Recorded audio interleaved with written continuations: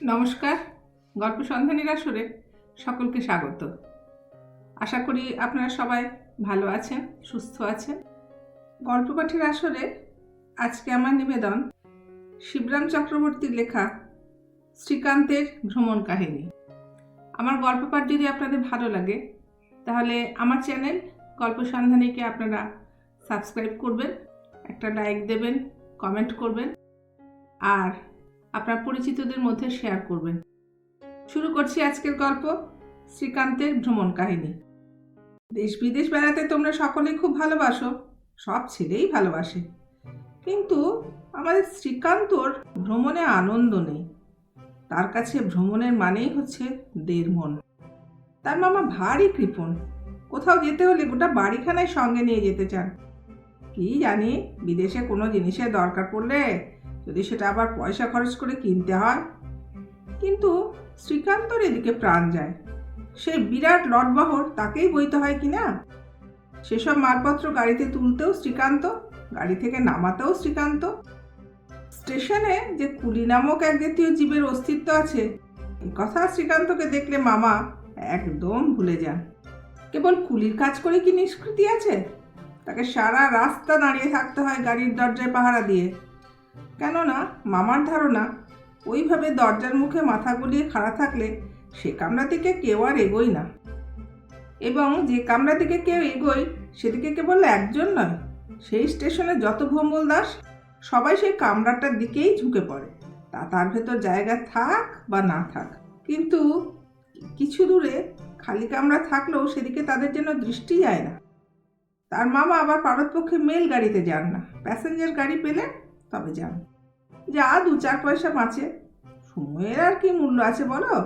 2 ঘন্টা পরে পৌঁছলে যদি 2 পয়সা বাঁচে তারই দাম। প্যাসেঞ্জারের গাড়ি সব স্টেশন ছুঁয়ে ছুঁয়ে যায়, 2-3 মিনিট অন্তর স্টেশন। কাজে একটুখানি বসতে না বসতে আবার গিয়ে দরজায় দাঁড়াতে হয়।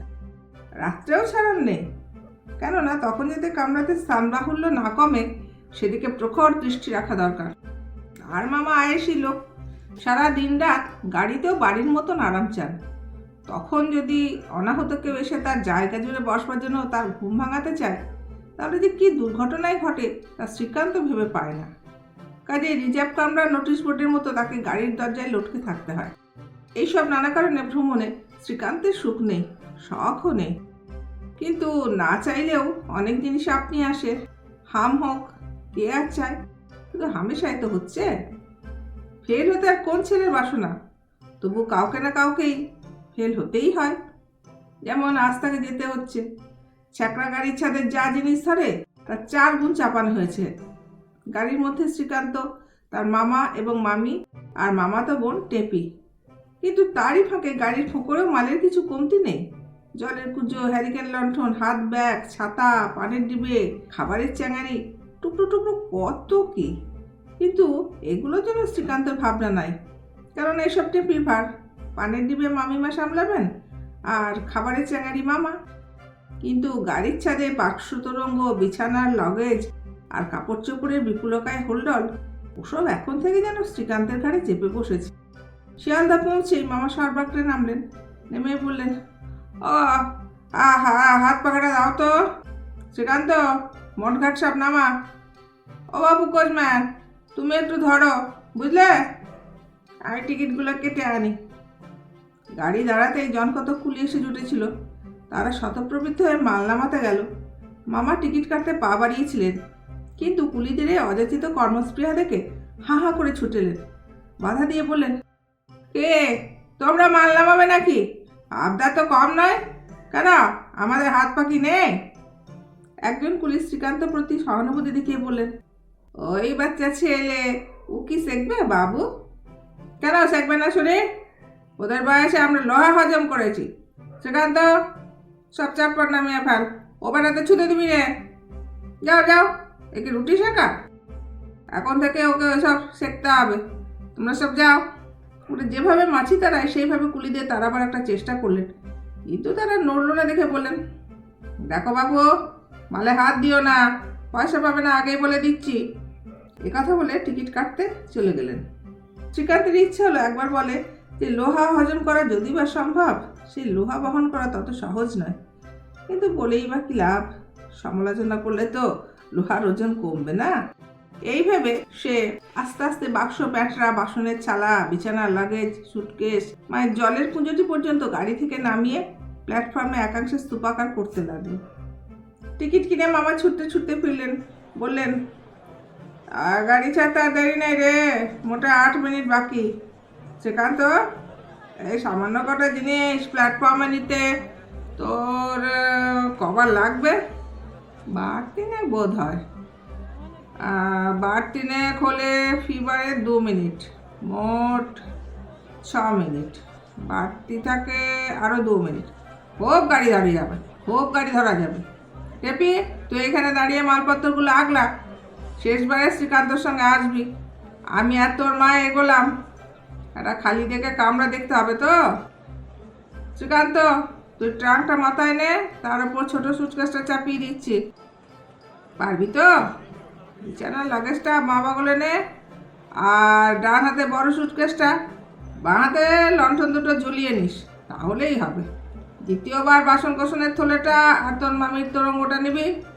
দৌড়ে যাবি আর দৌড়ে আসবি, নইলে গাড়ি ফেল হয়ে যাবে, বুঝেছিস? আমি এগোই ততক্ষণে। তিনি তো এগোলেন, কিন্তু কিছু দূর গিয়ে দেখেন শ্রীকান্তর দেখা নেই। তিনি আশা করেছিলেন যে শ্রীকান্ত তার পিছু পিছু দৌড়াচ্ছে। তাকে দেখতে না পেয়ে তিনি ক্ষুণ্ণ হলেন। ফিরে এসে দেখেন শ্রীকান্ত মালপত্রের বোঝা নিয়ে একেবারে যেন চিত্রপুত্তলিকা। কি রে, এখানে দাঁড়িয়ে রয়েছিস যে? গাড়ি ফেল করবি নাকি? কি করবো, আমি এগোতে পারছি না যে, বড্ড ভারী হয়েছে মামা। টেপিকে বললাম তুই পিছন থেকে ঠেলে ঠেলে দে, আমি চলতে থাকি। তাও বারে, বাবা মা এখানে জিনিস আগলাতে বললো না? আমি ওকে ঠেলতে ঠেলতে যাই, আর এদিকে সব চুরি হয়ে যাক। তোমার আর কি, জিনিস কমে গেলে তোমাকে তো আর বইতে হবে না। মামা বললেন, তাই তো, ভারী মুশকিল হলো দেখছি। একটা কুলি এবার সাহস বাড়িয়ে গিয়েছে বলে, খোকা বাবু শেখবে কেন, সব ফেলে ভেঙে চুরমার হবে, আর এদিকে ট্রেন ভি ছেড়ে দিবে। তাই তো ভারী মুশকিল। কুলি করলে তো নগদ লোকসান, এদিকে জিনিস ভেঙে ফেললেও ক্ষতি, গাড়িরও সময় নেই। কিন্তু ভাববার আর সময় কই, কাজেই বাধ্য হয়েই মামাকে দুটো কুলি রাখতে হলো। 8 ঘন্টা আগে বেরুলে এই অপব্যয়টা হতো না। শ্রীকান্তই 5-6 বারে কম কম করে গাড়িতে মালগুলো তুলতে পারত। থাকবে, আর উপায় কি। অতঃপর একটা দেখবার মতো দৃশ্য হলো। দুটো কুলি আগে আগে, তাদের মাথায় দুটো বড় বড় তোরঙ্গ, একজনের বগলে বিছানার লাগেজ আর একজনের বগলে বাসনের থলে। মামি নিয়েছেন জলের পুজো, আর টেপি নিয়েছে পানের বাটা। মামার এক হাতে একটা ছোট হাত ব্যাগ, অন্য হাতে তাল পাখা। তারই ভারে মামা কাতর, এতই ঘেমে উঠেছেন যে ওরই ফাঁকে তালপাতার হাওয়া খেতে হচ্ছে তাকে। সব শেষে চলেছে শ্রীকান্ত, একেবারে কুঁজো হয়ে। বাড়তি ট্রাঙ্কটা তারই ঘাড়ে চাপানো হয়েছে, শোভাযাত্রাটা দেখবার মতো। গাড়িতে উঠেই মামা লম্বা করে বিছানা পেতে ফেললেন। এতক্ষণ গুরুতর পরিশ্রম কাজে সেজন্য যথেষ্ট বিশ্রাম দরকার। চলতি গাড়ির ফাঁকা হাওয়া গায়ে লাগতেই তিনি আরামে চক্ষু বুজে বললেন, এতক্ষণে দেহটা জুড়োলো। ওটা গাড়িটা ভর্তি, কিন্তু এই কামরাটা খুব খালি পাওয়া গেছে, কারো চোখে পড়েনি বোধ হয়। বিচিত্র লট ভরে ছোট কামরা প্রায় সমস্তটাই ভরে গেছিল। তারই একধারে বসে শ্রীকান্ত তার পীড়িত গাড়ি শুশ্রূষা করছিল। তার অবস্থাটা বুঝে মামি বললেন, বড্ড লেগেছে নাকি রে? অপ্রতিভ হয়ে শ্রীকান্ত ঘাড়ে হাত বোলানো বন্ধ করলো।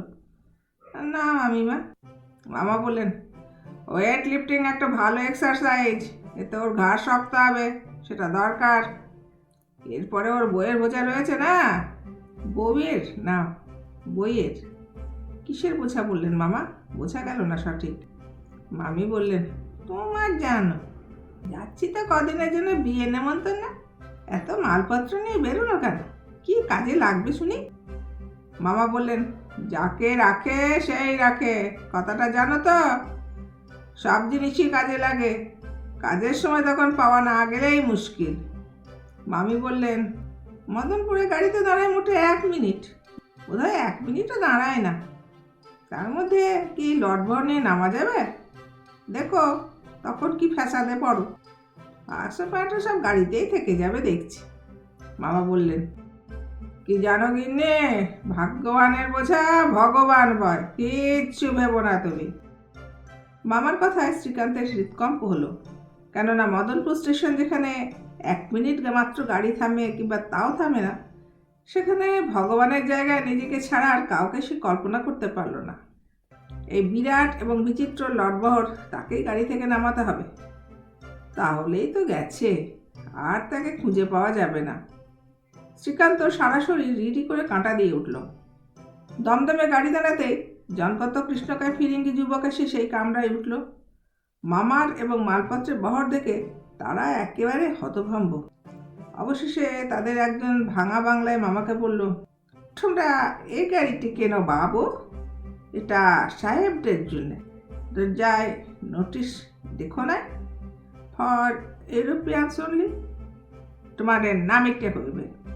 সবে মাত্র আয়েশ করেছেন। নামার কথায় মামার মাথা গরম হয়ে উঠল। তিনি বললেন, কানা নামতে হবে, আমরা তোমাদের মতোই খাঁটি ইউরোপিয়ান আছি। চাহিয়া দেখো, তোমাদের ও আমাদের গায়ের রং এক প্রকার। অলরাইট, দেখি তোমরা নামিবে কিনা। বলে তারা নেমে গেল এবং পরবর্তী স্টেশনে একজন রেল কর্মচারীকে সঙ্গে নিয়ে এলো। কর্মচারীটিও এসে নামতে অনুরোধ করলেন। মামা বললেন, সমস্ত গাড়ি ভর্তি, কেবল এইটি খালি, কোথাও জায়গা না পেয়ে বাধ্য হয়ে আমরা এই কামরায় উঠেছি। অন্য কোথাও বা উঁচু ক্লাসে আমাদের জায়গা করে দিন, আমরা এক্ষুনি নেমে যাচ্ছি। আচ্ছা, দেখছি জায়গা, বলে কর্মচারীটি নেমে গেলেন। ফিরিঙ্গিরা গাড়িতেই রইল। শ্রীকান্তের ভয় হলো, পাছে কর্মচারীটি অন্য কোথাও জায়গা খুঁজে পান, তাহলে তো এক্ষুনি তাকে ভগবানের অবতার হয়ে আবার লটবহর বয় করতে হবে। কিন্তু কর্মচারীটি আর ফিরলেন না, গাড়িও ছেড়ে দিল। কেবল ফিরিঙ্গিরা নিজেদের মধ্যে গজরাতে লাগলো। মামা সেদিকে ভ্রুক্ষেপ করলেন না, কিন্তু মামি বললেন, কাজ নেই বাপু, পরের স্টেশনে চলো, অন্য কামরায় যায়। হ্যাঁ, ওটা খালি রয়েছে নাকি? না থাকে পরের গাড়িতে যাব না হয়। পাগল, সবই তো পরের গাড়ি মামিমা, কোনটা আমাদের নিজেদের গাড়ি, বলল শ্রীকান্ত। আবার ওঠানামার ঝক্কি বওয়ার দায় এড়াতে বলতে হলো তাকে, যদি পুলিশে ধরে নিয়ে যায়, সাহেবদের গাড়ি যে। মামিমা কন, হ্যাঁ ধরলেই হলো, তুমি চুপ করে থাকো, ব্যাটারা বাংলা বোঝে, তুমি ঘাবড়ে গেছো জানলে আরও লাফাবে। অগত্যা মামি চুপ করলেন। খানিক বাদে ব্যারাকপুর এলো। গাড়ি দাঁড়াতে ফিরিঙ্গিগুলো একজন সাহেব কর্মচারীকে ডেকে আনলো। তিনি এসে বললেন, বাবু, তোমাদের নামিতে হইবে, যাহাদের সাহেবের ড্রেস এ কেবল তাহাদিগের জন্য। মামা বললেন, তাই কথা আগে বলো রে কারো সাহেব, আমাদেরও সাহেব পোশাক আছে, আমাদের সময় দাও, আমরা এক্ষুনি সাহেব বনে যাচ্ছি। ও, ট্রাঙ্কের চাবিটা দাও তো। অগত্যা সাহেব কর্মচারীটি চলে গেল। মামা সত্যি কিছু সাহেবী পোশাক ছিল না, একটা চাল মারলেন মাত্র। এদিকে গাড়িও ব্যারাকপুর ছাড়লো। অতঃপর ফিরিঙ্গিরা আর কোনো উপায় না দেখে এদের তাড়াবার ভার নিজেদের হাতে নিল। পরস্পর পরামর্শ করে এমন চেঁচামেচি শুরু করে দিল, মামি দস্তুর মতো ঘাবড়ে গেলেন। মামারও যে একটু ভয় না হলো এমন নয়। মামি বললেন, হ্যাঁ গা, কামড়ে দেবে না তো? মামা খানিকক্ষণ নিঃশব্দে মাথা নেড়ে বললেন, কে জানে। কামড়াবার কথা শুনে টেপি একবারে বাবার বিরাট পরিধির পিছনে এসে আশ্রয় নিল। মামা বললেন, ভালো ফোন দিয়ে মাথায় এসেছে। শ্রীকান্ত, তুই কুকুর ডাকতে পারিস? বেড়ালের ডাক খুব ভালো পারি মামা, ডাকবো? না না, বেড়াল ডাকতে হবে না, মাঝে মাঝে তুই কুকুরের মতো ডাক দিবি। শ্রীকান্ত ডাকলো, ঘাও ঘাও, আর একটু জোরে, সহসা কুকুরের ডাক শুনে ফিরিঙ্গিরা সব চুপ। শ্রীকান্ত আবার ডাকলো, একজন জিজ্ঞাসা করলো, ওরকম ডাকছে কেন, তার কি হয়েছে? মামা গম্ভীরভাবে বললেন, ও কিছু নয় সাহেব, 10-12 দিন হলো ওকে একটা পাগলা কুকুরে কামড়িয়েছে, বিটেন বাই ম্যাড ডগ, বুঝলে? ফিরিঙ্গিরা যেন লাফিল।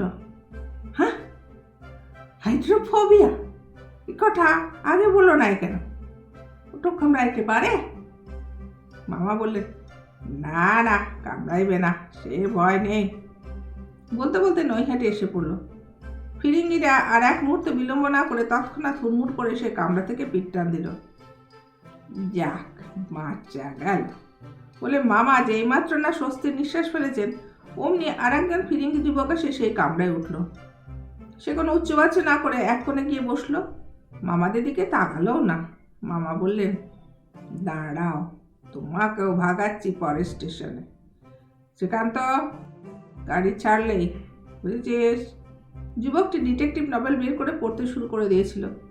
হঠাৎ কুকুরের ডাক শুনে চমকে উঠে মামাকে জিজ্ঞাসা করলো, ব্যাপার কি, ওর কি হয়েছে? সাহেবের মুখে পরিষ্কার বাংলা শুনে মামা বাংলাতেই জবাব দিলেন, ও কিছু না, জলাতঙ্ক, যাকে তোমরা হাইড্রোফোলিয়া বলো। বলে ছোকরা আবার বইয়ে মন দিল। তার নিশ্চিন্ত নির্বিকার ভাব দেখে মামার পিত্তি জ্বলে গেল। তবু তিনি বললেন, তোমাকে সাবধান করা আমার কর্তব্য। কি জানো, যদি কামড়ে দেয়, বলা তো যায় না, তখন তোমাকেও ওই রোগে। যুবকটি মৃদু হেসে বলল, না না, একটু ডাকে সে কি আর কামড়ায়? অগত্যা মামা হতাশ হয়ে হাল ছেড়ে দিলেন এবং শ্রীকান্তও ডাক ছেড়ে দিল। তাকে কুকুর বলাতে সে মনে মনে এমনই চটেছিল যে তার ইচ্ছা করছিল এখনই গিয়ে ফিরিঙ্গিটাকে কামড়ে দেয়। কাঁচরাপাড়ায় গাড়ি থামতেই যুবকটি মুখ বাড়িয়ে বাইরে দেখছিল। তার পরিচিত বন্ধুদের দেখতে পেয়ে ডাকাডাকি শুরু করতেই সেই পুরাতন দল এসে উপস্থিত। তারা তাকে ওই কামরায় দেখে ভারী আশ্চর্য জিজ্ঞাসা করলো, তুমি নিরাপদে আছে তো? ওখানে যে মারাত্মক হাইড্রোফোবিয়া, সে আমি সারিয়ে দিয়েছি। সারিয়ে দিয়েছ? কি রকম? তখন মামার চাল যুবকটি বন্ধুদের কাছে ফাঁস করে দিল। সে কামরায় ঢুকেই ছেলেটিকে জল খেতে দেখেছিল। জলাতঙ্ক রোগে যা কখনো সম্ভব নয়, তখন শ্রীকান্তর ভারী রাগ হলো তার মামার উপর। জলাতঙ্ক রোগে জল খেতে নেই একথা কেন তিনি তাকে আগে বলেননি? তাই তো তাকে এমন অপদস্থ হতে হলো, কুকুর না হবার অপমান সইতে হলো এমন। এইবার ফিরিঙ্গিরা আবার সেই কামরায় ঝাঁকিয়ে বসলো ও স্পষ্ট ভাষায় মামাকে জানালো যে এবার তাকে নামতেই হবে এবং পরের স্টেশনে। অসহায়ভাবে মামা বললেন, ওগো, কি হবে তাহলে? মামা বললেন, কিছু ভেব না গিন্নি, ভগবান যা করেন মঙ্গলের জন্যে। ভগবানের নাম শুনে শ্রীকান্ত নিজেকে মনে পড়ল এবং ঘাড়ের ব্যথাটা এতক্ষণ কতটা মরেছে জানবার জন্য সে একবার ঘাটটাকে খেলিয়ে নিল। পরের স্টেশন আসতে মামা বললেন, এখানে তো হয় না, পরের জংশনে না হয় বদলানো যাবে। এখানে তো মিনিট খানেক যাত্রী গাড়ি থামে, এত মালপত্তর আমাদের। না, তা হইবে না, এখানেই তোমাকে নামতে হইবে। তখন তারা সবাই মিলে মামার বাক্স, তোরঙ্গ, বিছানা, সুটকেসে হাত লাগালো। দেখি তুমি কেমন না নাম। এই বলে একজন বাসনের থলেটা নামিয়ে দিয়ে বলল, হেয়ার ইউ আর, আর এই নাও তোমার জলের পিজা। পুজোর যার যাওয়ায় মাইমা হাই হাই করতে লাগলেন। ততক্ষণে দুজনে মিলে ধরাধরি করে ভারী ট্রাকটা নামিয়ে ফেলেছে। মামা তখন বাঙ্কের ওপরে আরও ভারী হোল্ডারটা ওদের দেখিয়ে দিলেন। একজন গিয়ে সেটা নামালো। মামা বললেন, বেঞ্চির তলায় ওই তোরঙ্গটা, ওই যে ওই যে। একজন সেটা নামিয়ে বলল, এই নাও তোমার তুরঙ্গ। মামা সংশোধন করে দিলেন, তোরঙ্গ নয়, তোরঙ্গ। সর্বশেষে যে বুদ্ধিমান যুবকটি সেই হাত ব্যাগটা মামাকে এগিয়ে বললেন, গুড বাই মিস্টার। মামা এতক্ষণ পুলকিত ওদের কার্যকলাপ পর্যবেক্ষণ করছিলেন। এইবার বললেন, ইহাই মদনপুর, এইখানেই আমরা নামতাম। অতএব গুড বাই মিস্টার্স এবং থ্যাঙ্কস। নমস্কার, গল্প পাঠ আমার শেষ হলো। আপনারা সবাই ভালো থাকবেন।